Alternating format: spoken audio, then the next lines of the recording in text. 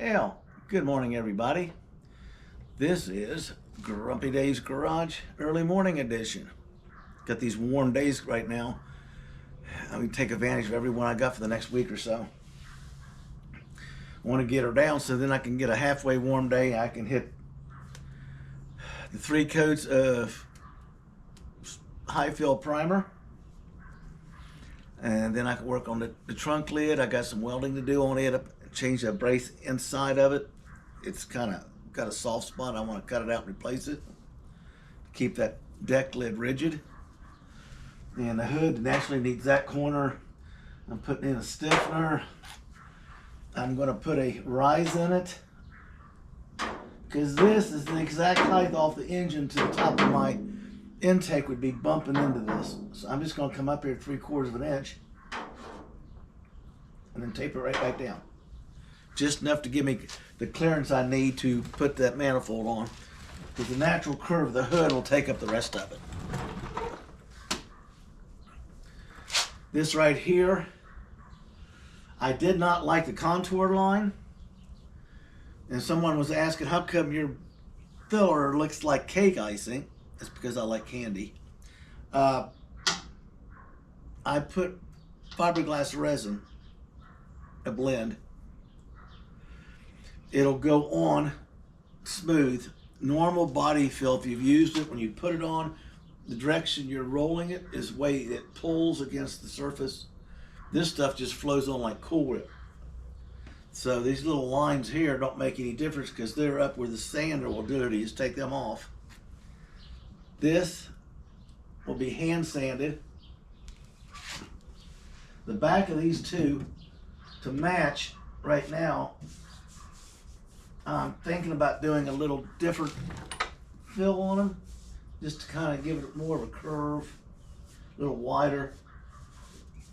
I don't want, this is too abrupt right here, I think. You can't see it. It's kind of abrupt. It just goes, and I want more of a gentle transition everywhere. Ooh, look at that. I just got that on my handy dandy pointer. Now I had to give her a matched pair.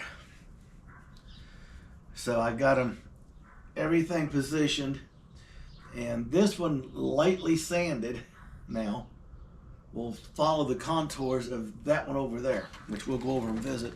Sorry about the weird lighting. The sun comes in at an angle here, and one minute I need sunglasses, the next minute I need safety glasses.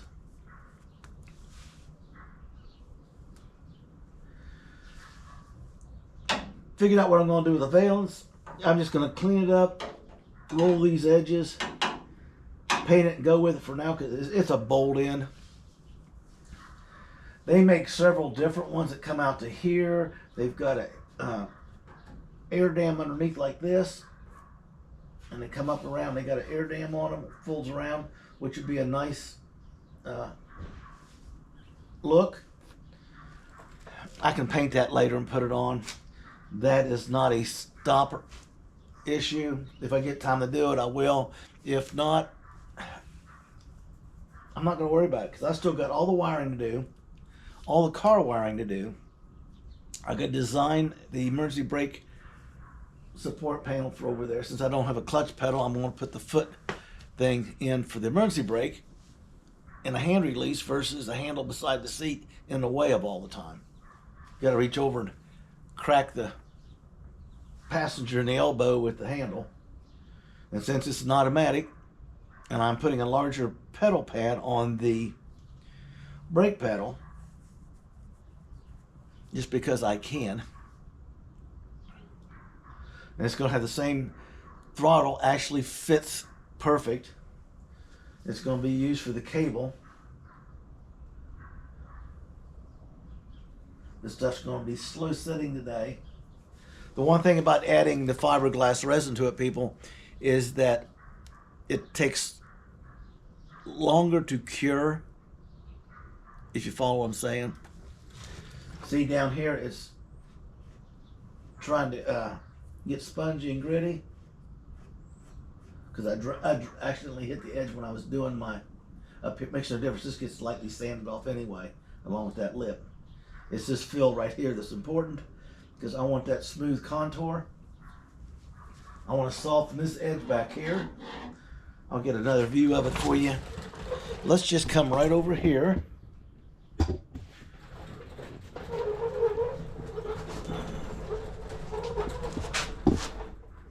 Nothing like having a bunch of bright light and shadows, huh? See, it comes down. I just put a thin coat on here because it had a bunch of deep scratches and stuff in it. And this stuff, like I said, it goes on like Cool Whip. It doesn't go on like Bondo. See, when you put the filler on, you're dragging the Bondo or the filler along the surface and do it. You watch it, okay? This, you can go either direction and it'll form because it's so, I should say, wet, like Cool Whip versus a drier material like oatmeal, say. You can just work it this way and then try and go the other way. You don't have to sit there and do the build and all that stuff with it. The downside, like I said, I can't touch that with sandpaper till tomorrow morning.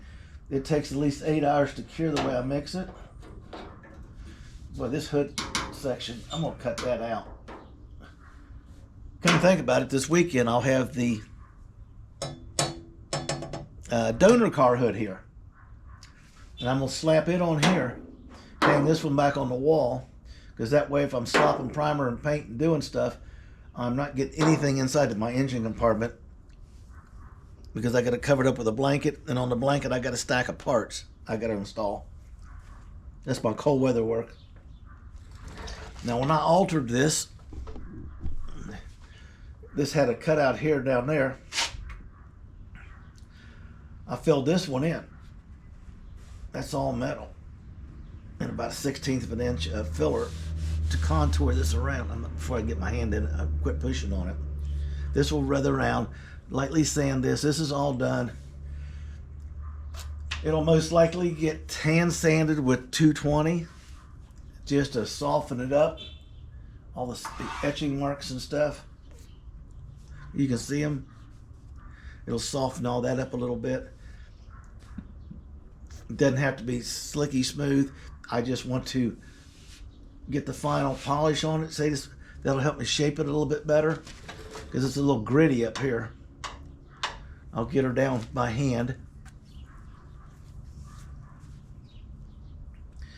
Then she'll go in the primer, 3 coats, and sit out here and cure for a while. Cold weather coming on, I won't be out here quite as much.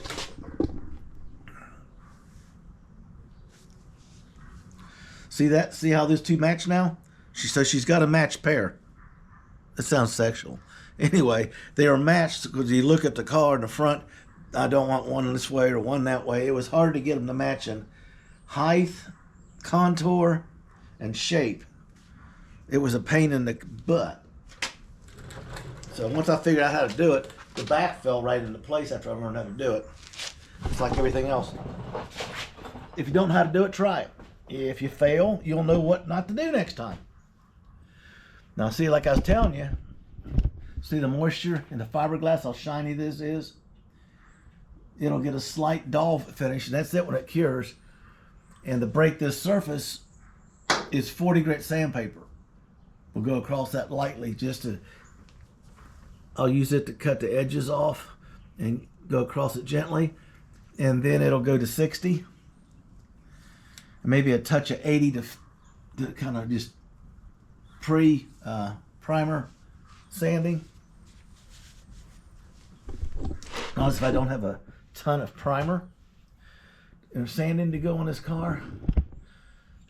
See, these lines are all gone. This is bolted in permanent. This was filled with fiberglass resin, topped off with fiberglass resin and a filler, and then finally just floated over. There's no line here. I just did another coat here to get a better contour. It may or may not. Let's see if this works. See, it's still tacky. It's not setting up like normal filler does. So you got to resist touching it or moving it, because once it cures and it's hard, a small, slow turning electric sander. Palm sander is one I use. And a 40 grit, and I'll just walk it over, keeping it level to the surface. It'll just scuff that whole surface till it turns to a color like this. And then the 60 will take over, and next thing you know, you think you just threw a bag of flour in front of a fan. I swept up, it must have been a half a gallon of dust. And I still got layers of it on the floor. You got tracks in it. I'll get the HEPA vac out before we go to the primer stage, or after the primer stage. I've got a little issue here I got to deal with.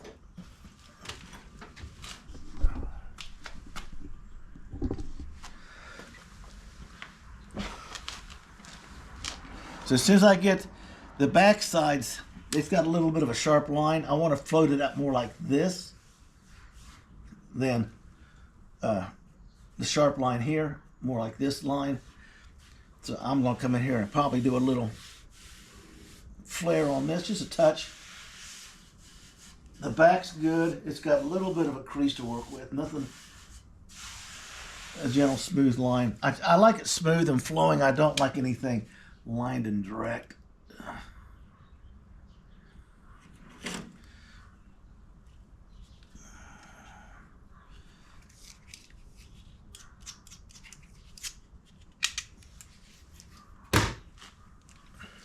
Because now I can open the door and I'll lightly sand that back, and I can keep the opening gap. Because this thing's got a perfect gap on the door. And I got out the mic, inspected it, and did all that. Other one I did a little bit of work, so I still got to sand the gap down here. See, did you get that or not? Probably not. Right there. See, that closes up just a little bit. I got to sand that down and radius it. Is a ding right here I still got to deal with, where some lug nut put the jack under it, try to raise his car up right there. MGs have a place to mount to raise the car up with their stupid little cranky jack. I took the one off the other side. I really should cut this one off. There's a plate right there. You can put your jack right there and lift the whole side of the car, or use your common sense. Go underneath and grab that front cross member or the rear end.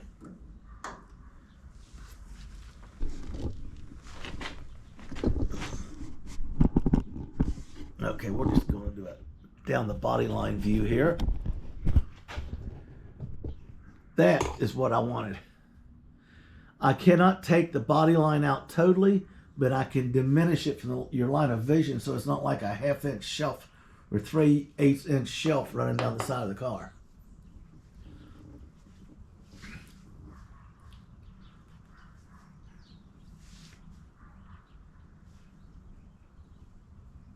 And this is being a fun-filled project.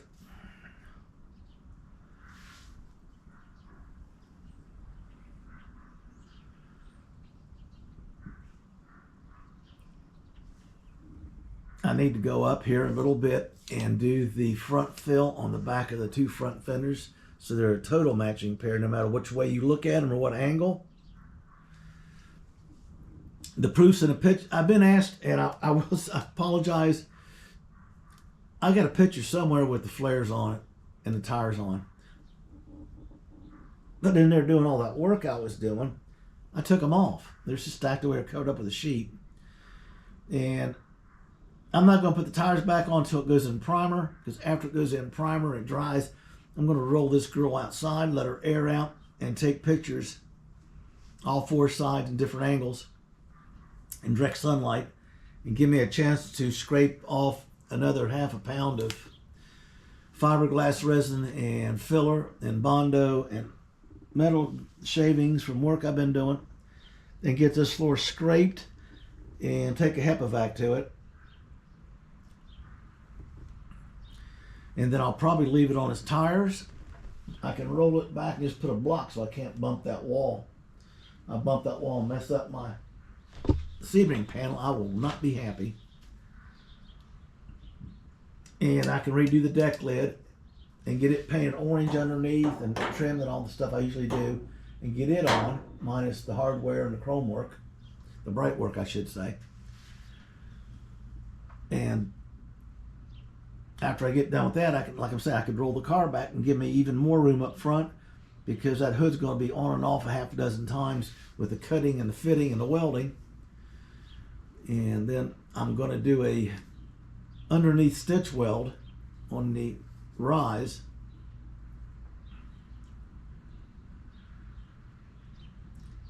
And I'll most likely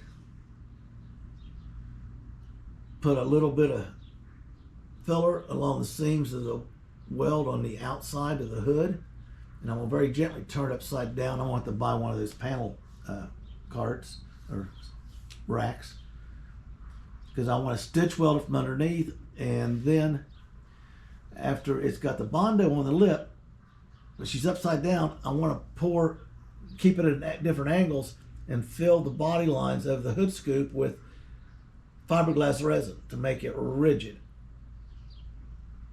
And with the metal cleaned, the mechanical bond between the two pieces of metal and that fiberglass will bond up tight. And then when I turn it back over and I'm sanding and cleaning, I don't have to worry about the spot welds. If they're in the way, I can just take them down, because it'll be totally welded and supported from underneath. And it'll give me plenty of time to do a contour on it. I'm debating on how much of a contour. I'm thinking something very, very, very mild. Maybe 3/8 of an inch. Just enough of a curve so you don't have sharp lines. The only sharp line will be the one that runs up the top piece. And I think I can soften that a little bit, depending on the angle of the side runners coming off the hood. The greater the side runner, the more, or lower the curve. That's what it is. So if it goes like this, is the up and down. If it goes like this, it'll be easy just to radius this and clean up the top edge. It's just a simple rise in the hood. It's not a hood scoop. It's nothing fancy. And we're moving along pretty good.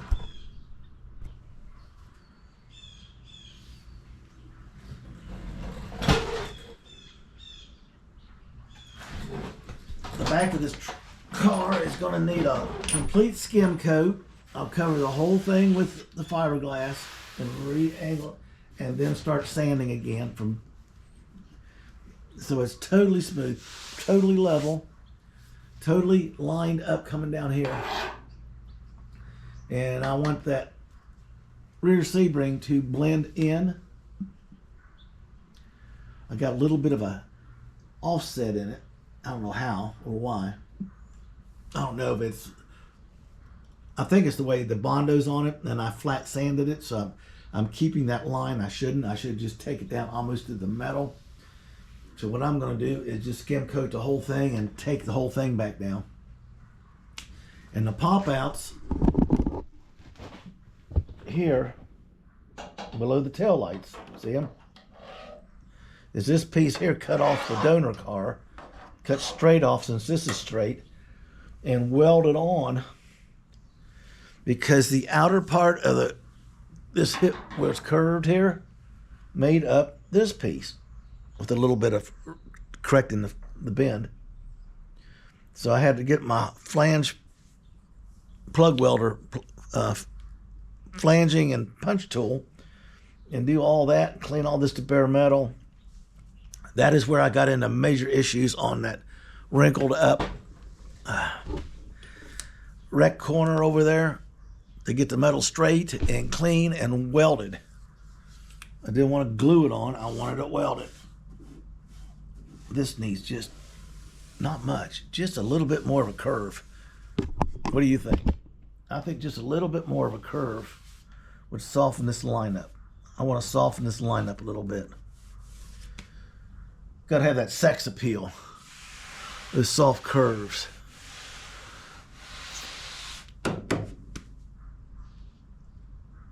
These were the hardest ones to install, because Mine, like most guys, they cut them open, they're cutting out what's left of a rusted inner fender well. Mine were totally intact. They were a SOB to cut out. I had to change the cutoff wheel twice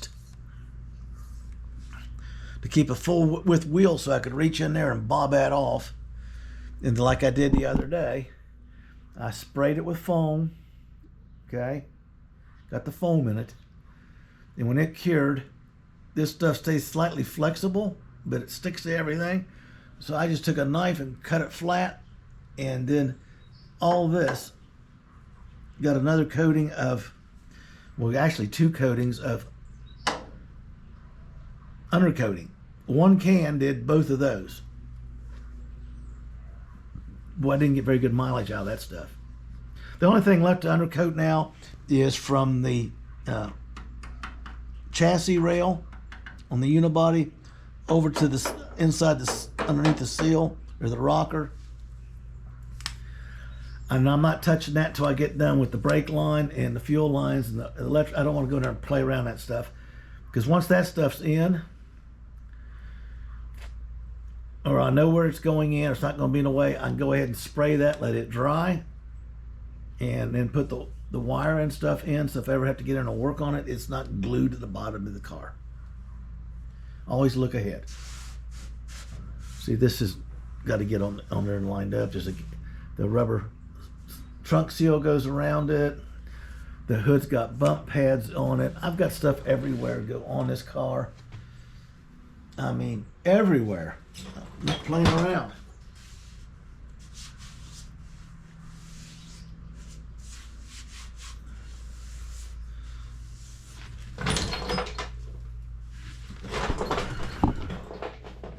Just rolling down the road.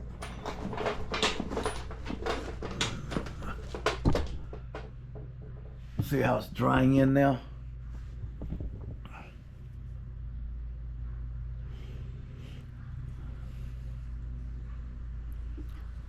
I don't know why I'm getting all these extra little lines in there, because that's a brand new squeegee. Unless there's some stuff or some grit in the bottom. I'm using the bottom of the can. Maybe that's got something to do with it. Makes no difference. It'll sand off. It's just irritating after all that work I did. Now I got to go in there and lightly sand it to get it smooth before I can contour it. So when I contour it, I come up and come across it with the sander this way, with the 40 grit. And when this is down clean and this is down feathered clean, and you can see where it's feathered off the big stuff, the 60 will walk over it and take it right on down, and then I'll walk the line here and across the top, and this will be looking like that.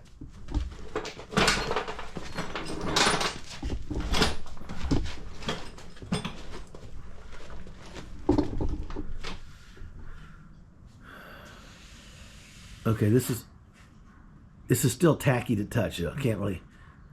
If you try to sand this right now like regular filler, you just clog up your sandpaper and really rip this apart. It'll look ugly real quick.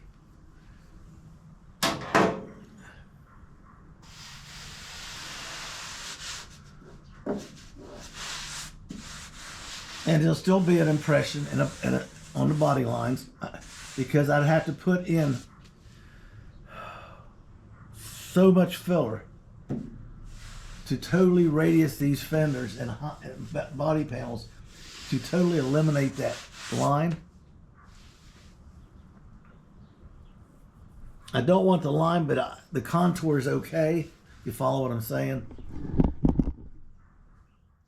Because for this to be totally out, this would have to come way up here and down. You know what I'm saying? You'd be mudding in this much of the car all the way around. It'd be a total. Just having the impression of the line, that's fine. I just didn't want that little shelf-looking thing on there. I wanted to be a little different than everybody else. There you go. It's still sticky, but let me try my luck here on camera. It's sticky. I can touch it, feel it. Hopefully a nice light coat on that will get this down to where it's workable. My next endeavor is to do something with these two back lines. That's what I'm going to do off camera here shortly.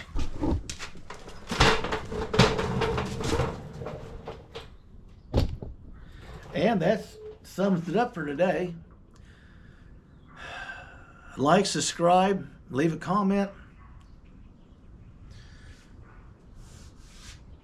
and we'll get this thing done. And get your build on.